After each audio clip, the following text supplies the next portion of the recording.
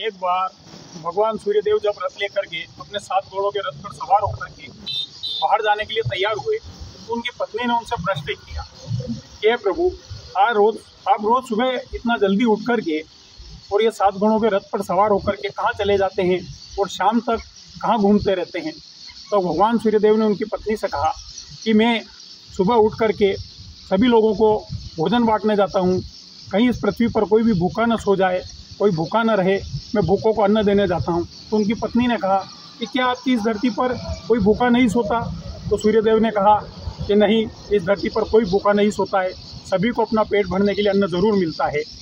तो उनकी पत्नी ने क्या किया कि मांग भरने की जो डिबिया थी, सिंदूर की जो डिबिया थी, उसमें एक चींटी को बंद कर दिया।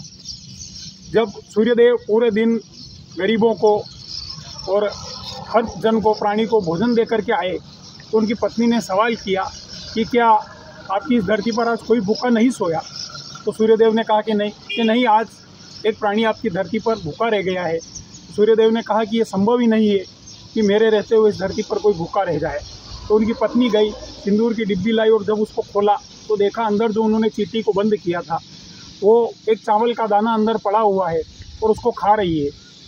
तो जो उन्होंने मांग भरते हुए चावल अपने मांग में लगाए थे, अपने माथे पे लगाए थे, वो दाना गिर गया और वो चींटी ने उसको खा करके अपना पेट भरा। तो सूर्यदेव ने कहा कि देखो भाग्यवान, इस धरती पर मेरे रहते हुए कोई भूखा नहीं सोता है।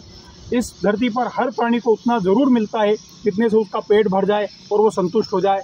यह अपने ईश्वर पर आस्था, अपने भगवान पर आस्था का प्रश्न है और भगवान किसी को भूखा नहीं सोने देते हैं। यही सूर्यदेव।